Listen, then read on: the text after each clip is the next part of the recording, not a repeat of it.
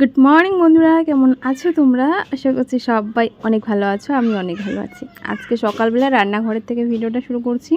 আর আজকে পুরো জোর কদমে রান্না বান্না শুরু করে দিয়েছি। একদিকে ভাত বসিয়েছি আর একদিকে আলু আর সোয়াবিনের একটা তরকারি রান্না হবে, যার জন্য আলুটাকে ভাজা করছি। আর আজকে যেহেতু দাদু আসবে, তো সকাল সকাল রান্নাবান্না করে রেখে দেবো।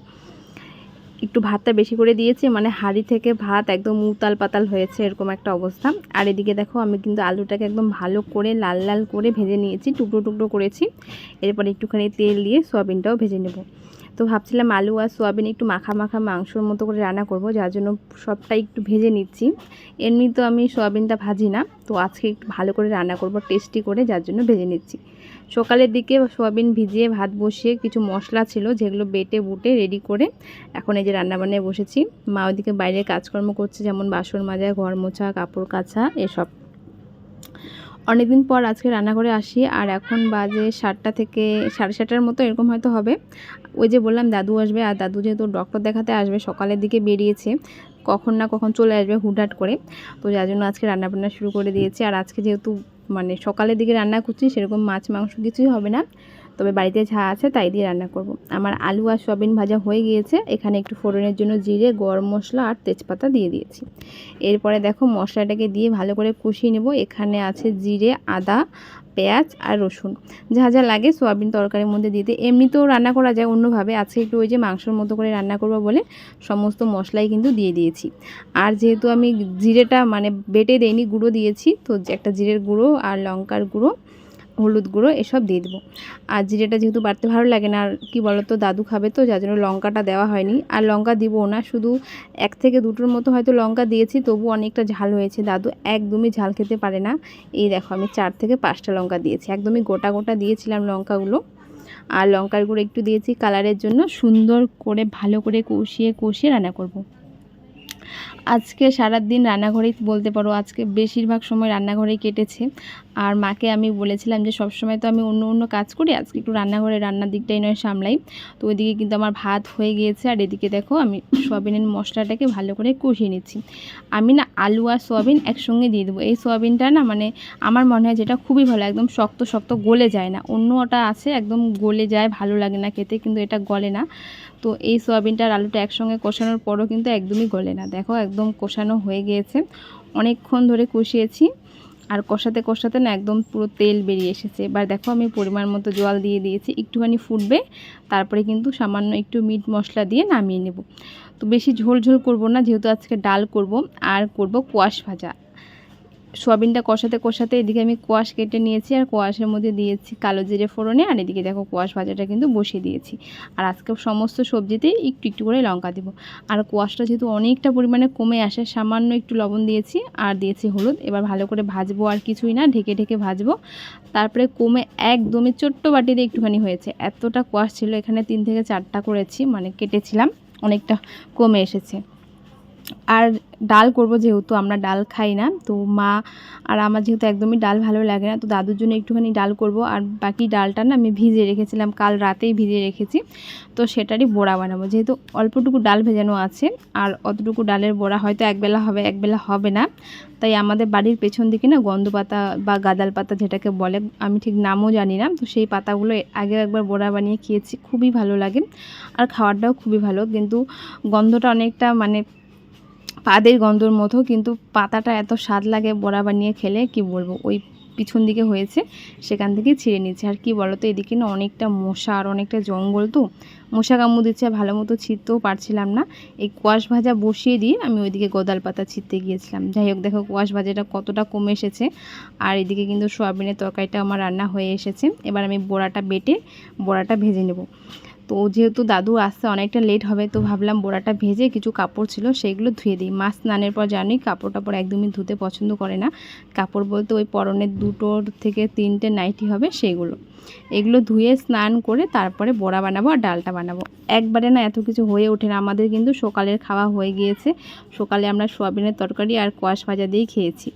দুপুরের দিকে বড়া আর ডালটা শুধু অ্যাড হবে, ব্যাস, আর কিছুই না। এদিকে কিছু জামা কাপড় ছিল, সেটাকেই কেচে কুচে ধুয়ে নিচ্ছি। আর আজকে খুব একটা যে রোদ উঠেছে তা না, সকাল সকাল কাজগুলো হয়ে গিয়েছে। যা গরম দিয়েছে, গরমের মধ্যে আমি শুধু এটাই ভাবি যে রান্নাঘরে তাদের কতটা গরম লাগে। আমি তো তবু ফ্যান চালিয়ে রান্না করি, তবু গরম লাগে। কেন কি গ্যাস যখন ফুল থাকে ফ্যান কিন্তু একদমই হালকা চলে, তখন গরমটা লাগে না, মানে হাওয়াটা লাগে না, গরমটাই বেশি লাগে। কাপড় ধুয়ে স্নান করে এই যে এখন একটুখানি ডাল বসিয়ে দেবো। প্রেশারে ডাল হতে বেশিক্ষণ সময় লাগে না, 10 থেকে 15 মিনিট না, 5 থেকে 6 মিনিটের মধ্যে কিন্তু ডাল হয়ে যায়। আর আমি যখন প্রেশারে ডাল বসাই তখন একটুখানি তেল আর হলুদ আর লবণটা দিয়ে দিই। আজকে যেহেতু একদমই একটুখানি ডাল ছিল তো সেটাই করে নিয়েছি। আর সকালবেলা রান্না বান্না করে পুরো গ্যাস ট্যাস মুছে ঘর মুছে তারপরে স্নান করে এখন আবার রান্নাঘরে চলে এসেছি। আজকে বলতে গেলে সারাদিনই রান্নাঘরেই ছিলাম, একটু করে রান্না করছি আর একটু করে বাইরে যাচ্ছিলাম হাওয়া খেতে। আমাদের যেহেতু রান্নাঘরের সামনেই গেট আছে তো খুলে রাস্তায় দাঁড়িয়ে থেকে ওখানে ভালো হাওয়া আসে নদী থেকে ডাইরেক্টলি। তো দেখো কোয়াশ ভাজাটা আমরা সকালে খাওয়ার পর এতটুকুর মতো ছিল। এই কোয়াশ ভাজার মধ্যে না একটুখানি তেল আছে, এইখানে আমি বড়াটা বানিয়ে নেব। কোয়াশটা এতটা কমে এসেছে মানে কি বলবো, সবসময় তো আর কোয়াশ ভাজাটা খাওয়া হয় না, আর আমি এবার প্রথম মনে হয় কোয়াশ ভাজি করেছি, মাই করে। ভাবতে পারিনি এতটা কমে আসবে, কিন্তু কোয়াশ ভাজাটা এত ভালো লেগেছে কি বলবো। তো ভাবছি আরেকদিন কোয়াশ ভাজা করে খাবো। আর এই যে কোয়াশ ভাজার মধ্যে যে তেলটা আছে সেখানে আমি বড়াটা বানিয়ে নেবো, আর ওদিকে ডাল বসিয়ে দিয়েছি। ডাল বসিয়ে দিয়ে বড়াটা বেটে নেব। পাতাটা বাটাই ছিল, শুধু ডালটুকু বেটে নেব। পুরো পাতা বাটতে এতটা সময় লেগেছে কি বলবো। পাতা বাটানোরা অনেকটা বিরক্ত লাগে, যার জন্য খাওয়া হয় না। বাড়ির পেছনেই গাছ আছে, অথচ খেতে ইচ্ছে করে না, শুধুমাত্র বাটার আলসিতে। এখানে দেখো ডালটা হয়ে গিয়েছে। তো আমার কেন জানি না মনে হচ্ছে আগে ডালটা ফোড়ন দিয়ে দিই, তারপরে বড়াটা বানিয়ে নেব। তো ডালটাই আগে ফোড়ন দিয়ে দিচ্ছি, আর একটুখানি জল অ্যাড করে দিলাম, জলটা কম হয়েছে। আর এদিকে দেখো সামান্য একটা পেঁয়াজ, একটা অর্ধেক, আর একটুখানি পাঁচফোড়ন দিয়ে ভালো করে পেঁয়াজটাকে ভেজে তারপরে ডালটাকে দিয়ে দেবো। একদমই অল্প যখন জিনিস হয় না তখন রান্না করতে না অনেক বেশি ভালো লাগে। আর যেহেতু কেউই খায় না তো শুধু দাদুর জন্য রান্না করছি বলে একদমই প্রেশারের নিচে একটুখানি ডাল ছিল, যেটা আমি ঘাঁটতেও পারছিলাম না ভালো মতো করে, মানে ঘাটাটাও যে কী বিরক্তকর ছিল কী বলবো। এবার দেখো সুন্দর করে ডালটাকে দিয়ে দিচ্ছি। আর এই ফোড়নে ডাল দিতে না আগে আমার অনেকটা ভয় লাগতো, এখন আর লাগে না। আগে গামলায় করে দিতাম, আর এখন প্রেশারে দিই, যার জন্য আর ভয় লাগে না। এদিকে মা নিয়ে এসেছে মাছ কালকের জন্য। কালকে যেহেতু সকালের দিকে আমি আবারও রান্না করব, তো মাছটা এরকমটা হলে অনেক বিরক্ত লাগে। একদিকে আর একটা, আরেকদিকে একটা মাঝখানে লেগে থাকে। এর আগেও আমার এরকম হয়েছে, এখানে মাছের হয়তো মাথাটা ছিল যার জন্য এরকমটা হচ্ছে। আর মাছের পিসগুলো একদমই ছোট ছোট করেছে। এটা কাতল মাছ হয়তো হবে, হ্যাঁ কাতল মাছই। কাতল মাছ আর রুই মাছ ছাড়া অন্য কোনো মাছ একদমই ভালো লাগে না আমার। তো এদিকে দেখো মাছটাকে আমার না নাড়লে আর হলোই না। তো এদিকে আমি মাছটাকে ধুয়ে তেল হলুদ মেখে এদিকে দেখো আমি বড়াটাকে রেডি করে নিচ্ছি। আর বড়াটার মধ্যে না একটুখানি রসুন, কালো জিরে আর পেঁয়াজ আর সামান্য একটা লঙ্কা দিয়েছিলাম। তো এবার দেখো সুন্দর করে বড়াটাকে ভেজে নিচ্ছি। আর এই বড়াটা কি বলো তো, দেখতে না একদমই কালো কুচকুচে হয়, কিন্তু খেতে দুর্দান্ত লাগে, এত টেস্টি লাগে কি বলবো। শুধু বড়ার যে মানে পাতাটা আছে না, ওই পাতাটা দিয়েও খাওয়া যায়। আমি একটা ডাল দিয়েছি একটুখানি, আর ডাল দিয়ে এত মুচমুচে হয়েছে কি বলবো। দেখো একদমই কিন্তু কালো হয়েছে। আর এই কালো হওয়ার কারণে না আমি বুঝতেও পারি না বড়াটা কখন হয়েছে বা হয়নি। আর পেঁয়াজগুলো একটু একটু লাল লাল হয়ে যায়, তখনই হয়তো বোঝা যায় যে না বড়াগুলো হয়ে এসেছে। তো আমাদের একটুখানি মানে বুদ্ধি করে যদি রান্নাবান্নাটা করা যায় তাহলে কিন্তু পুরো 3 বেলা হয়ে যায়। যেরকমটা ঘরে একটু ডাল ছিল, আমার মনে হচ্ছিলো না একটু পাতা পুতা দিয়ে অ্যাড করে বড়াটাকে একটু বাড়ানো যাক। আর সোয়াবিনের তরকারি আমাদের দুপুরে খাওয়া দাওয়ার পর, মানে সকালে খাওয়া দাওয়ার পর দুপুরের দিকে এইটুকু হয়েছে, এইটুকু আমাদের কিন্তু দুপুরে হয়ে যাবে। আর এখনও না দাদু আসেনি, দাদু যেহেতু ডাক্তার দেখাতে আসবে তো দাদু এসেই না ওইদিকে আমাদের হাসপাতালে ওখানে চলে গিয়েছে। মানে ওই দিক দিয়ে যেহেতু আসে তো আর বাড়ি আসেনি, একদম আস্তে আস্তে বিকেল হয়ে যাবে।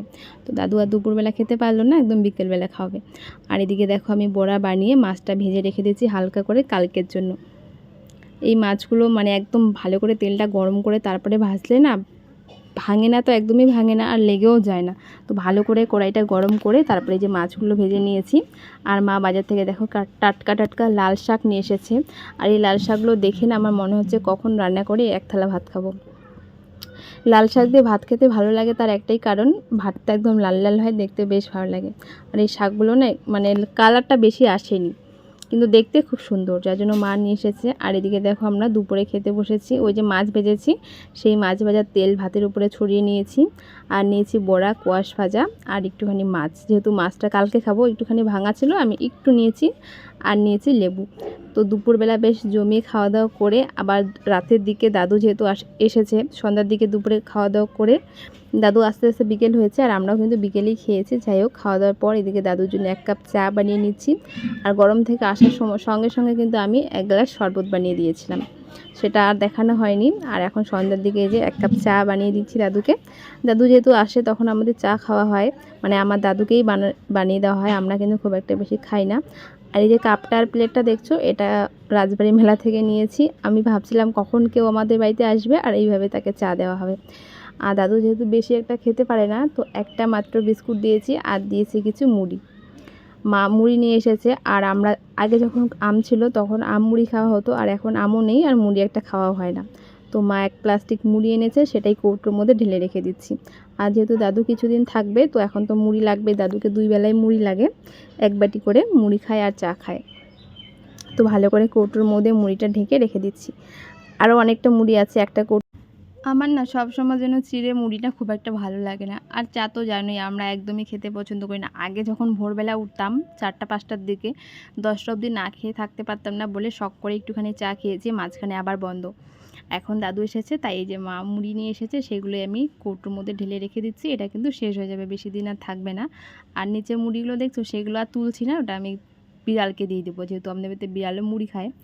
কালকে রান্না হবে লাল শাক, মাছের তরকারি, এসব রান্না হবে, আরও জানি না কি কি হবে। তো রাতের দিকে না আমি সবজিটাকে রেডি করে রেখে দিচ্ছি, তার কারণ সকালবেলা উঠে শুধু রান্নাবান্না করব, গরমের মধ্যে 2 ঘন্টার মধ্যে সমস্ত রান্না কমপ্লিট করে রান্নাঘর গুছিয়ে বের হয়ে যাব।